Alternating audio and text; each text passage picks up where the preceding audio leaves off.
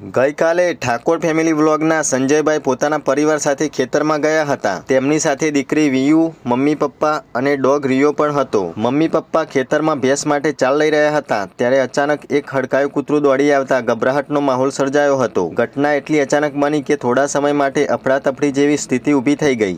માહિતી મુજબ તે હડકાયું કૂતરું ગામમાં અન્ય 3-4 કૂતરાના બચ્ચાને બચકા ભરી ચૂક્યું હતું, જેના કારણે પરિસ્થિતિ વધુ ચિંતાજનક બની ગઈ હતી। આ સમયે સંજયભાઈએ ઘરના ડોગ રિયોને સુરક્ષિત રાખવા માટે હિંમતપૂર્વક પ્રયત્ન કર્યો। રિયો ડરથી આમથી તેમ દોડતો હતો, જેને સંજયભાઈ કાબૂમાં રાખતા હતા। બીજી તરફ મમ્મીએ તરત જ વિયુને તેડી લઈને સુરક્ષિત રાખી, જ્યારે પપ્પાએ પણ પોતાનું કામ પડતું મૂકીને સુરક્ષા માટે આગળ ઊભા રહ્યા। થોડા સમયની ગભરાહટભરી સ્થિતિ બાદ હડકાયું કૂતરું દૂર ભાગી ગયું, જેના કારણે સમગ્ર પરિવારે હાશકારો અનુભવ્યો। ઘટનાના અંતે તમામ સભ્યો સુરક્ષિત રીતે ઘરે પરત ફર્યા।